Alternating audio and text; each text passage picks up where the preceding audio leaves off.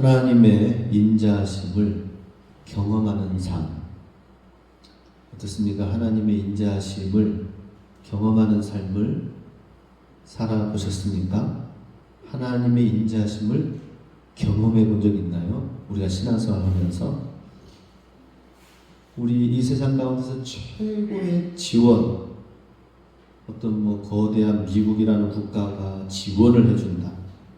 우리나라도 이제는 성장을 해서 이제 삼성이라는 이 큰 기업이, 삼성 현대라는 그룹이 어느 곳에 공장을 세워서 지원을 할 것이냐, 이것이 동남아 일대에서는 굉장히 큰 이슈입니다.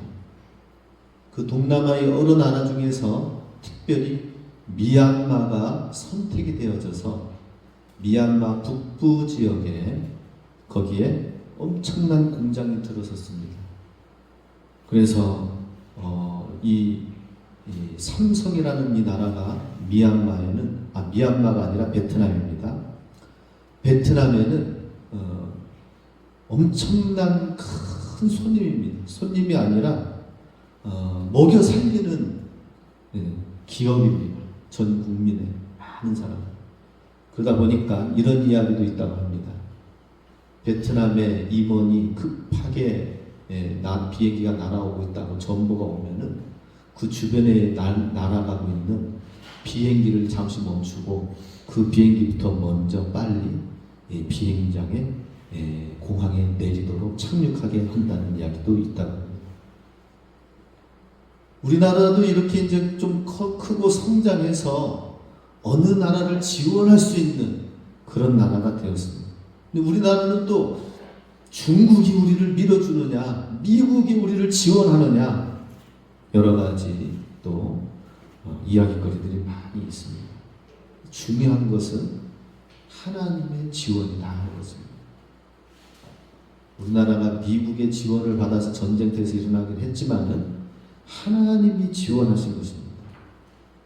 우리 인생의 삶은 누구의 도움을 받아야 될 것이냐가 아니라 하나님의 전적인 도우심을 받는 것이 필요하다 하는 것입니다. 하나님이 우리를 전적으로 도우시는 것, 이것을 갖다가 오늘 말씀에서는 하나님의 인자하심이다 라고 하는 거예요. 하나님이 나를 전적으로 도우시구나. 이것이 뭐라고요? 하나님의 인자하심. 내 삶 속에는 나를 밀어주시는 분, 나와 함께 하시는 분이 계시다. 이것이 뭐라고요? 하나님의 인자하심이다 하는 것입니다. 하나님을 믿지 않는 사람들은 아무리 많은 부유한 무엇을 가지고 있고 넉넉히 무엇을 가지고 있다 하더라도 그래도 두려워요. 그렇게 돈이 많이 있어도 또 세금 내기를 두려워해서, 돈을 많이 벌어도 세금 내기를 두려워해서 여전히 돈 금괴를 집에다가 숨겨놓고 피해가지고 세무원들을 피해가지고 도망다니고, 왜 그렇습니까? 왜 그렇게 삽니까? 우리는 하나님의 인자하심, 다른 누구도 아니고 다른 무엇도 아니고 하나님의 인자하심이 필요합니다. 우리에게는 필요한 것은 평생 어떤 무엇을 할 수 있는 지원하는 어떤 장학금, 어떤 지원금, 또 우리가 이제 살다 보면 노후에 필요한 연금, 아니면 지금 이제는 30만 원에서 50만 원으로 나중에는 올리겠다고 하는 우리 이 여러 그걸 뭐라고 합니까? 노인연금이라고 하나요? 그거를 이제 더 올리자 내리자 이렇게 하는데 걱정이 됩니다. 지원금을 많이 줘도 걱정이 돼요. 왜냐? 내가 지금 잘 받으면 무엇을 합니까? 우리 자녀들이, 손주들이, 이제 자녀들이 지금 한 명도 안 되는 0.7%대 지구에서 제일 낮은 출산율 가운데에 지금 이게 미래가 불투명한 상황이 되어졌다 걱정이 될 상황입니다. 이제는 적은 인원으로 많은 부모님과 할아버지 할머니를 섬겨야 될 세대들이 힘든 가운데에 지금 준비하고 있어요. 연금도 높이고 노인연금 더 많이 받아야 된다라고 목소리를 높이고 싶어도 내 자녀 후손들이 걱정이 됩니다. 우리에게 필요한 것은 뭐라고요? 하나님의 지원, 하나님의 인자하심이다 하는 것입니다. 다른 어떤 것보다 더 좋은 훨씬 나은 이유가 뭡니까? 하나님의 인자하심은 영원하다는 것입니다. 1절 같이 있습니다. 여호와께 감사하라. 그는 선하시며 그의 인자하심이 영원하미로다. 이 하나님의 인자하심을 주님을 믿는 자들에게 이미 받고 있습니다. 이미 하나님의 인자하심 가운데에 있습니다. 아니 나는 아직 궁핍하고 나는 아직 하나님의 든든한 후원도 받지도 못하고 그러는데 무슨 하나님의 인자하심이 나에게 이미 주어졌다고 하는 것입니까? 그런데 하나님은 우리의 든든한 나의 편이 되신다고 말씀하십니다. 6절 읽습니다. 여호와는 내 편이시라. 내가 두려워하지 아니하리니 사람이 내게 어찌할까? 하나님은 나의 편이 되어 주신다는 거예요. 어떤 상황에 지금 힘든 상황이 되어진다 하더라도 그 상황 속에서 결국에는 주의 자녀, 주의 믿음의 자녀들 편이 된다라고 말씀하십니다. 그렇기 때문에 다른 어떤 사람을 신뢰하거나 다른 어떤 권위와 권력을 의지하지 말라고 하십니다. 8절 9절 같이 있습니다.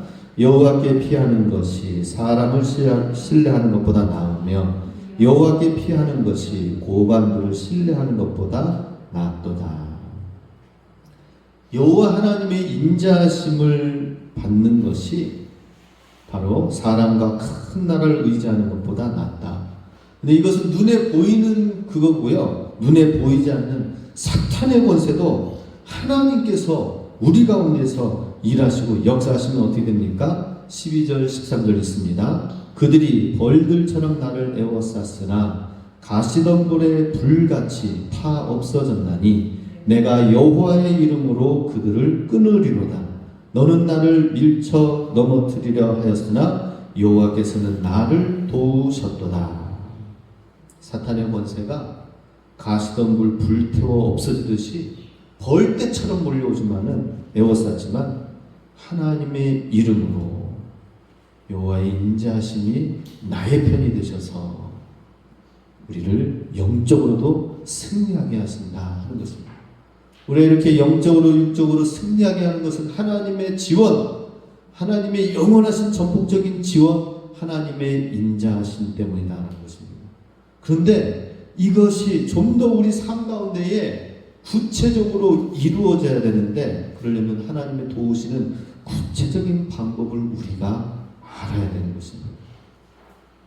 총기를 아무리 주면 뭘 합니까? 그 총기를 사용할 줄 모르면 안 되죠. 우리가 핸드폰 지금 요즘엔 기능이 너무나도 좋습니다. 핸드폰 우리 손에 쥐어주면 뭘 합니까? 전화기 기능만 한다고 하면은 핸드폰 기능을 10%도 사용 못하는 겁니다. 그걸로 은행 일을 볼 수도 있고요. 인터넷 컴퓨터처럼 검색을 할 수가 있고요. 또 음악 들을 수 있고요. 영화 볼 수 있고요. 제가 학창시절 때 이렇게 늘 찬양을 좀 듣고 싶다 해가지고 이어폰을 하는데 또 이제 삐삐가 나오고 뭐하고 하니까 나중에는 야 이렇게 전화도 되어지고 음악도 듣고 영상도 볼 수 있는 이런 게 한 번에 딱 되어지는 게 없나 생각했는데 어이 진짜 누가 만들어가지고 이렇게 나왔습니다. 그런 시대에 살고 있습니다. 그런데 우리는 하나님을 알지 못하면은 하나님에 대한 지식이 없으면은 하나님의 이러한 인자하심, 하나님이 우리 뒤에서 든든하게 지원해 주시고 채워주시는 은혜를 우리가 다 준비되었는데 받지 못하고 누리지 못하고 이기지 못한다라고 하는 것입니다. 자, 우리 하나님이 도우시는 구체적인 방법을 알아야 되는데 엄청난 폭탄이 있어도 이 내관이 있어야 터트려집니다. 이 내관이 무엇인가? 그것은 먼저 첫 번째로 하나님의 성전이 되는 것이다. 여호와의 인자하심을 경험하는 삶을 살기 위해서는 우리가 먼저 하나님의 성전이 되어야 된다라고 하는 것입니다. 하나님의 성전이 무엇입니까? 건물입니다. 그러나 건물 이전에 먼저 하나님께서는 우리가 바로 하나님의 성전이라고 말씀하십니다. 하나님의 성전이 뭘 하는 것입니까? 하나님이 임재하시는 장소입니다. 하나님과의 만남의 장소입니다. 그것은 성전입니다. 그런데 또 구체적으로는 내 안에, 우리가 이 성전 안에 오셔서 예배를 드린다 하더라도 지금 이 시간 내 안에, 내 속에서 하나님과의 만남의 임재의 역사가 없으면은 그건 하나님의 성전이라고 할 수가 없는 거예요. 성전이 비어있는 겁니다. 하나님 없는 성전, 하나님 부재의 성전이 되는 것입니다. 그럼 우리가 어떻게 해야 됩니까? 하나님께로 가까이 나가야 되죠. 하나님을 사모해야 되죠. 하나님 만나기를 갈망해야 된다라고 하는 것입니다. 누구든지 마음문을 열기만 하면 내가 그에게로 들어가 그로 더불어 먹겠다라고 말씀하십니다. 근데 우리는 하나님께로 가까이 나가려고 하지 않아요. 이상한 일이죠. 하나님은 이렇게 우리에게 좋은 것을 준비하시는데 하나님께로 더 가까이 나아가려고 하지 않습니다. 마치 야생동물이 덫에 걸려 있어가지고 구출해 주려고 하면 날 잡아먹으려고 하는 거구나 하고 도망치려고 하는데, 사자가 영상 보면 어떻습니까? 덫에 표범이 치타가 덫에 걸려가지고 발이 막 끊어질 정도로 그렇게 된다 하더라도 사람이 오니까 막 다리가 떨어지든지 말든지 도망가려고 하는 거예요. 언젠가 우리 권사님들과 함께 오대산에 저기 가다가 그물에 사슴이 걸려있는 거예요. 사슴. 그죠? 예. 사슴이 걸려있어요. 노루. 예. 노루인지 사슴인지 저는 분간을 못해요. 그런데 이 사슴인지 노루인지 아무튼 얼마나 이쁜지, 근데 이 뿔이 막 엄청나게 멋있더라고요. 너무 멋있어가지고 이 뿔이 그물에 걸렸어요. 걸려가지고 빠져나오지 못하길래, 제가 누굽니까? 사슴 노루를 잡아먹는 사람이 아니잖아요. 그죠?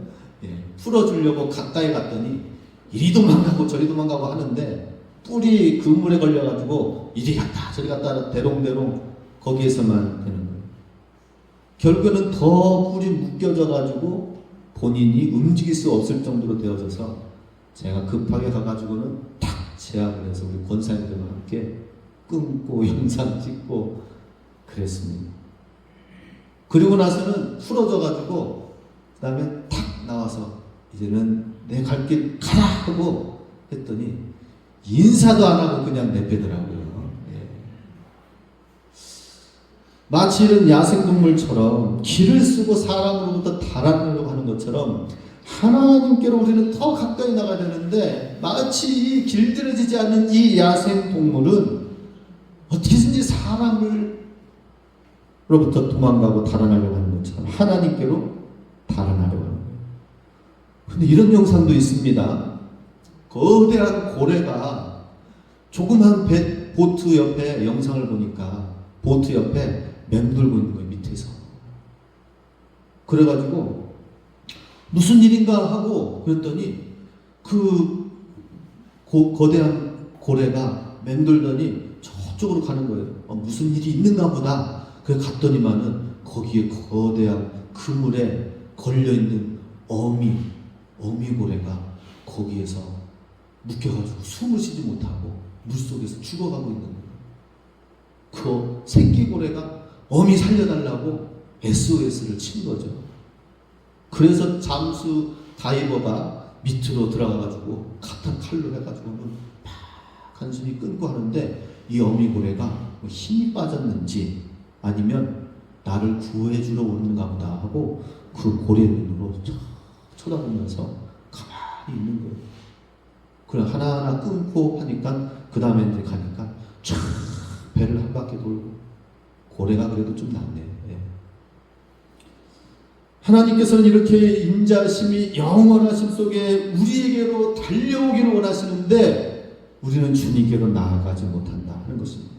왜 그런가? 왜 주님께로 나아가지 못할까? 사람들로부터 상처를 받고 세상에서 실패하면서 하나님께로 나아가는 것이 아니라, 하나님의 방법에, 하나님의 구원의 그 손에 안겨진 것이 아니라 내 자아만 더 세진 거예요. 내 주장만 더 세지고 내가 살아야 되고 내가 버텨야 되고 사람을 불신하고 하나님 불신하는 상황 속에 살고 있다는 것입니다. 그런 그 사람을 정말 길들이지 않는 이 야생마와 같은 상처받은 이 사람들을 하나님께서는 그냥 내버려 둘까요? 하나님도 참 고민이 많이 될 거예요. 이러한 야생마 같은 이 인간을 어떻게 길들여서 구원의 손, 하나님의 인자하신 그 품 안에 안기도록 그 안에 머무르도록 할 것인가? 하나님도 참 고민이 많이 되실 것 같아요. 예수님 믿으라고 하면 쉽게 믿습니까? 안 믿죠. 이유와 사연이 많습니다. 하나님께로 더 가까이 나가야 되는데 그러지 못합니다. 결국에는 하나님께서 인생을 몰아붙이십니다. 하나님의 손에, 인자하신 그 손에, 세상 가운데 있다가 세상의 그 멸망에 죽는 것이 아니라 하나님의 그 인자하신 품 안에 붙들려 그 안에 머물 수 있도록 때로는 하나님이 모르시는데요, 병과 환난과 궁핍과 환경의 어려움으로 포로가 돼요. 붙들려서 어떻게 할 수 없는 그 상황 속에서 하나님 나를 구원해 주세요. 그 과정 끝에 하나님을 드디어 바라보기 시작합니다.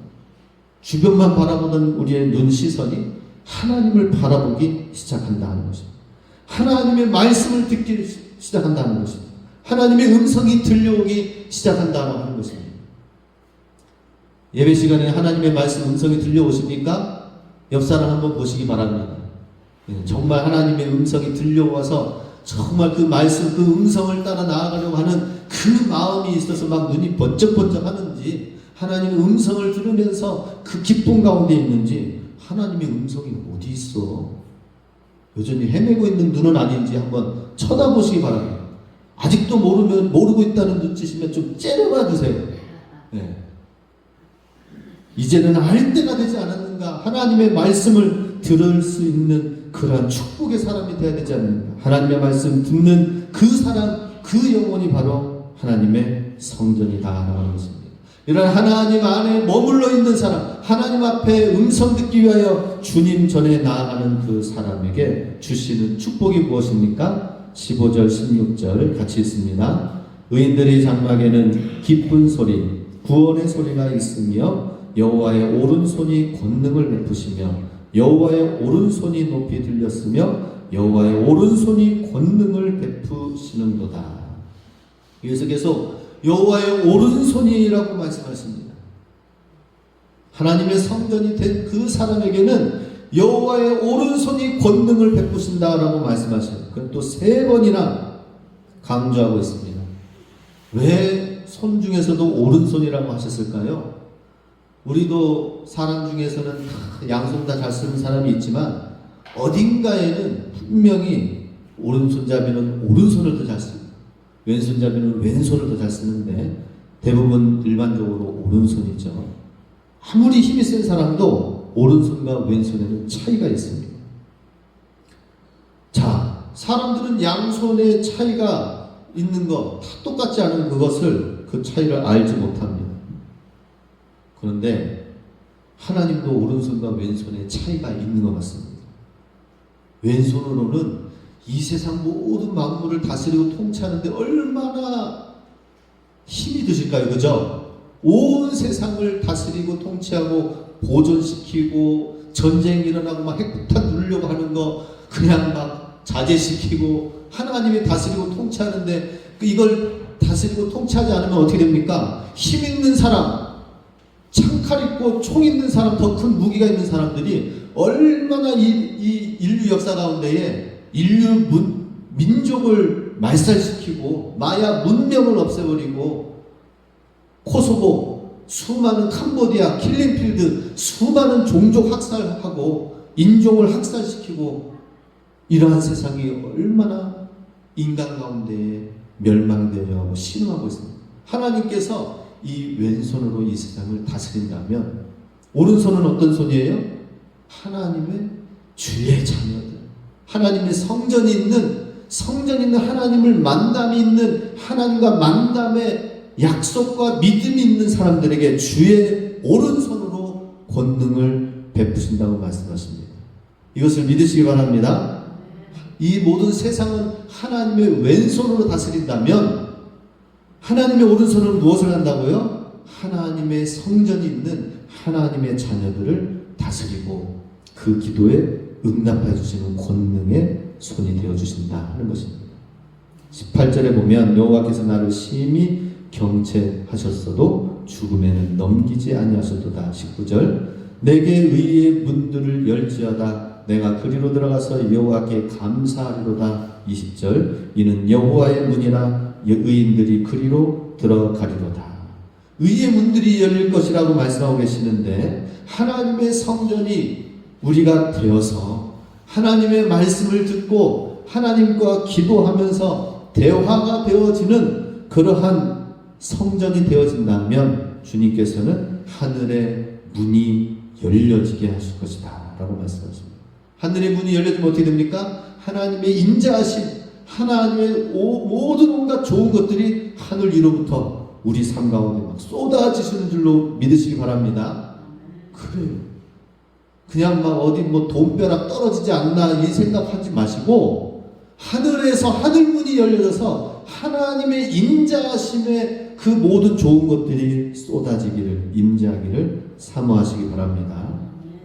주의 성전이 될 때에 바로 이와 같이 주의 인자하심을 경험하게 될 것이다. 두 번째로는 주의 성전이 되려면 무엇보다 건축자의 버린 돌, 모퉁이의 머릿돌이 되신 예수 그리스도를 알아야 된다는 것입니다. 22, 23절 같이 있습니다. 시작. 건축자가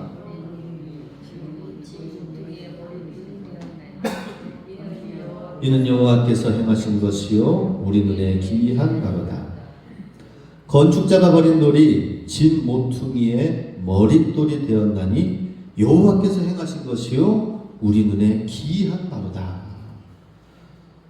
이거 굉장히 신기한 일이 이루어진다라고 하는 거예요. 굉장히 여호와 하나님이 행하신 놀라운 일이 이루어졌다. 그것은 뭐라고요? 건축자의 버린 돌, 쓸모없다고 한 그 돌이 하나님께서 성전의 모퉁이의 머릿돌이 되게 하셨다라고 말씀하십니다. 건축자는 누구입니까? 건축자들은 이때 당시에는 여러 제사장들과 유대인들 그런 사람들이 하나님을 믿는다고 하는 사람들이 예수님을 알지 못하는 거예요. 쓸모없다고 버린 예수님은 보잘것없는 돌처럼 하나님이 보내신 예수님은 너무나도 보잘것없는 못생긴 아주 작은 돌. 성전 삼으려면 성전에 주춧돌이 되고 머릿돌이 되려면 거대한 돌이 돼야 되거든요. 눈에 띄고 튼튼하고 반반하고 그런 돌이 돼야 됩니다. 눈에 단번에 보여야 됩니다. 그런데 하나님이 성전에 주춧돌이라고 보낸 그 돌은 너무 작은 돌이에요. 못생긴 돌이에요.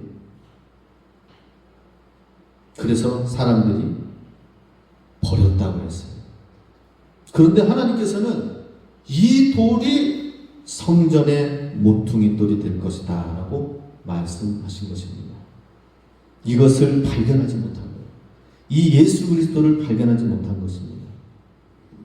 20절에 보면은 에베소서 2장 20절에서 22절에 너희는 사도들과 선자들이 터 위에 세우심을 입은 자라.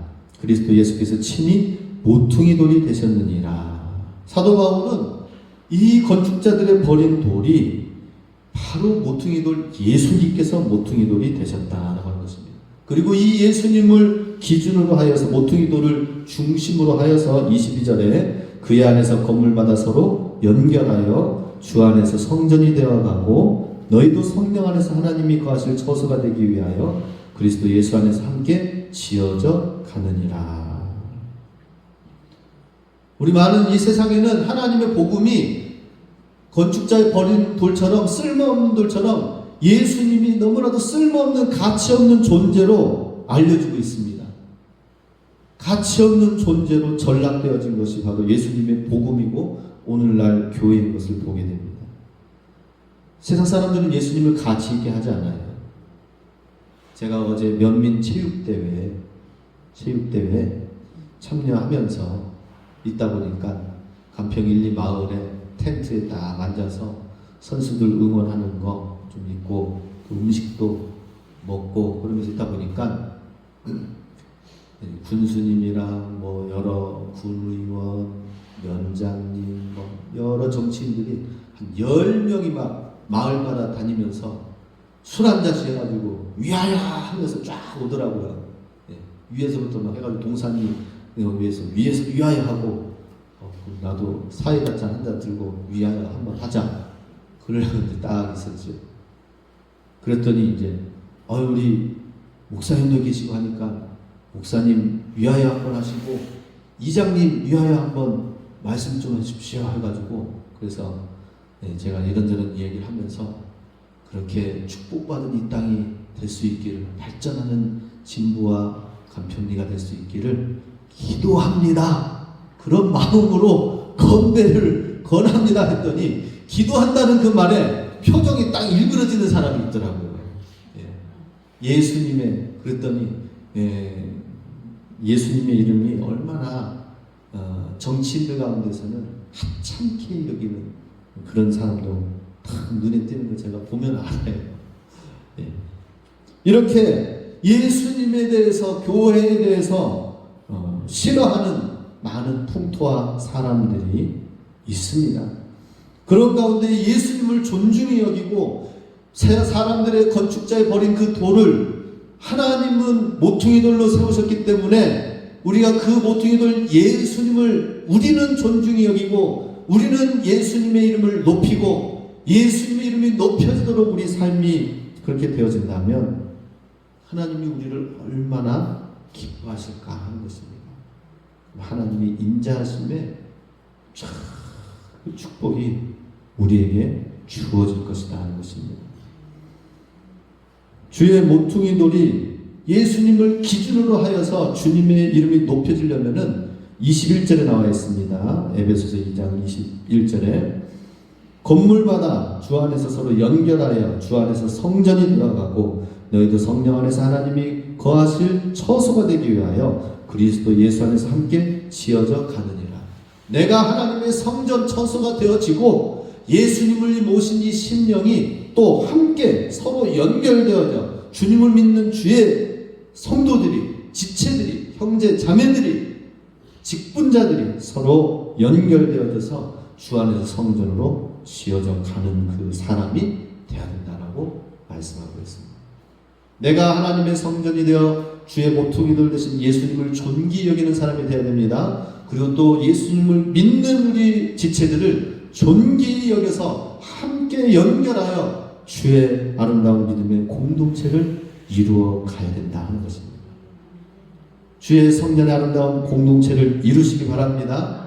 내가 성전이 되고 모퉁이돌 대신 예수님을 중심으로 하여 예수님을 귀하게 여겨서 함께 성전의 아름다운 공동체를 이루는 그 자에게 하나님께서 너무나도 귀하게 주님이 우리의 삶에 백이 되어 주시고 지원하여 주시고 인자하심을 허락하여 주신다라고 하는 것입니다. 세 번째로 우리는 주의 성전이 되어서 그 성전에서 거룩한 제사장이 되어야 된다라고 말씀하십니다. 먼저 베드로전서 2장 4절 5절 말씀 같이 있습니다. 사람에게는 버림바가 되었으나 하나님께는 택하심을 입은 보배로운 산돌이신 예수께 나아가 너희도 산돌같이 신령한 집으로 세워지고 예수 그리스도로 말미암아 하나님이 기쁘게 받으실 신령한 제사를 드릴 거룩한 제사장이 될지니라. 자, 지금 우리가 건축자에 버린 그 돌이 모퉁이 돌이 되고 머릿돌이 되어지는데 이것이 사도 베드로는 무엇이라고 말씀하셨습니까? 사람에게 버림받았으나 하나님께 택함받은 보배로운 산돌이신 예수님, 그 예수님께 나아가 너희도 산돌같이 신령한 집으로 세워져서 예수 그리스도로 말미암아 어떻게 무엇이 되라고요? 하나님이 기쁘게 받으실 신령한 제사를 드릴 거룩한 제사장이 되라라고 말씀하십니다.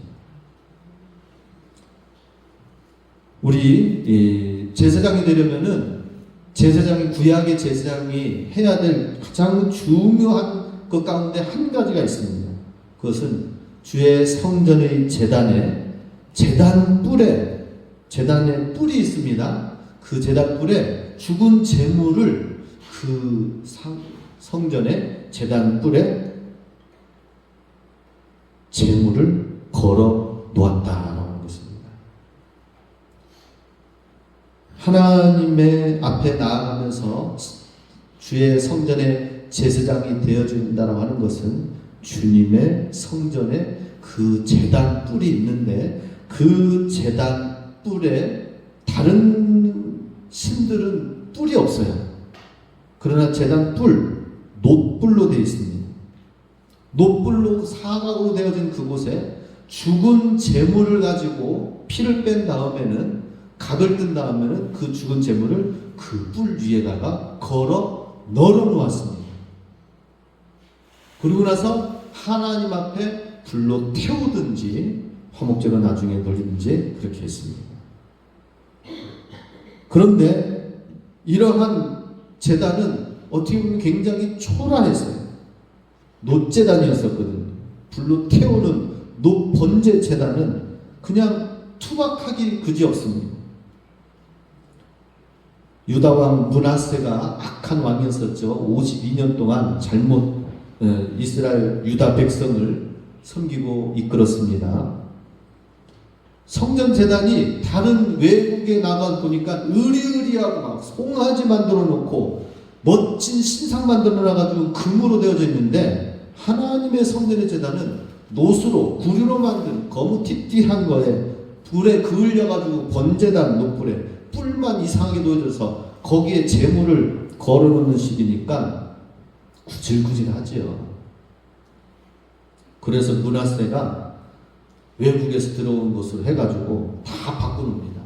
하나님의 번제단을 바꿉니다. 열왕기하 21장 2절 3절에 보면 므낫세가 여호와 보시기에 악을 행하여 여호와께서 이스라엘 자손 앞에서 쫓아내신 이방 사람의 가증한 일을 따라서 그의 아버지 히스기야가 헐어버린 산당들을 다시 세우며 이스라엘 왕 아합의 행위를 따라 바알을 위하여 제단을 쌓으며 아세라 목상을 만들며, 하나님의 놋제단을 없애버리고 외국에 있는, 이방 땅에 있는 바알신 아세라 목상 제단으로 바꿔버려서 금신상으로 바꿔버렸습니다. 이거는 유다가 영적으로 망하게 된 일입니다. 하나님과의 소통이 끊어지게 된 것입니다. 결국에는 영적으로 망하게 되니까, 하나님과 소통이 끊어지고 성전의 기능이 없어지게 되니까 바벨론 군대에 멸망당하고 성전은 불타 폐허가 되어져 솔로몬의 영광의 솔로몬 성전은 없어지게 되었다라고 하는 것입니다. 무엇을 말합니까? 하나님의 거룩한 제사장은 제단 뿔 위에서 예배를 드려야 된다. 제단 뿔 예배를 드려야 된다라고 하는 것입니다. 오늘 시편 118편 26, 27절에 그 말씀이 나옵니다. 같이 읽습니다. 여호와의 이름으로 오는 자가 복이 있으며 우리가 여호와의 집에서 너희를 축복하였도다. 여호와는 하나님이시라. 그가 우리에게 빛을 비추셨으니 밧줄로 절기 제물을 제단 뿔에 멜지어다. 26절에 여호와의 이름으로 오는 자가 계시는데 그 이름으로 오는 자는 누구예요? 예수님을 말씀하십니다. 그리고 그 예수님이 우리에게 빛을 비추시고 밧줄로 27절에 절기 제물을 제단 뿔에 멜지어다라고 나왔는데, 이게 도대체 무슨 말씀입니까? 밧줄로 제단 뿔 해가지고 묶어가지고 제단 그 뿔 위에 제물을 걸어 넣어서 피가 빠지도록 해가지고 하나님 앞에 제물로 드려지는 것인데, 이거는 나중에 이 제단 뿔 튀어나온 이것이 나중에 십자가에 못이 되는 사건입니다. 십자가에 못에, 예수님께서는 십자가에 묶여서 그 대못으로 창으로 찢겨 피와 물이 빠지고 예수님이 십자가에 못 박혀 죽으셨다라고 하는 것입니다. 제사장으로서 놋제단 예물을 드린다는 것은 뭐예요? 바로 이와 같이 예수님께서 자기의 십자가에 못 박힘 받으신 것처럼 두 손과 발이 움직이지 못하고 결국에는 죽음에 놓여지는 것처럼 자기 자신을 묶어서 하나님 앞에 순종하며 십자가에 나아가 드려졌다라고 하는 것입니다. 그 드려진 그 예수님을 하나님께서 그냥 보시지 않고 어떻게 해요? 끝까지 마지막까지 하나님 사명 감당하기 위하여 순종하기까지 십자가의 그 못에 제단불에 매달려 그 피가 빠지기까지 자기 자신을 드린 순종의 모습을 통하여 하나님께서는 부활시키시고 구원하여 주셨다라고 하는 것입니다.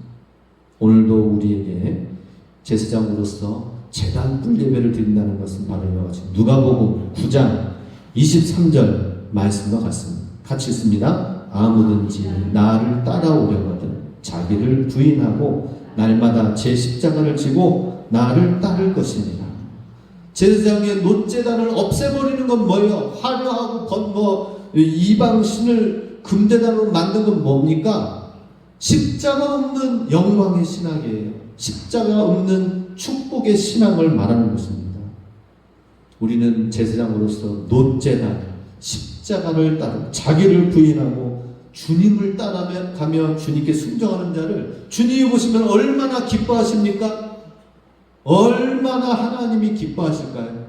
그 모습을 보시고 내가 너의 모든 것을 지원하고 응답하고 여호와 하나님의 인자하심을 허락하시겠다라고 말씀하십니다.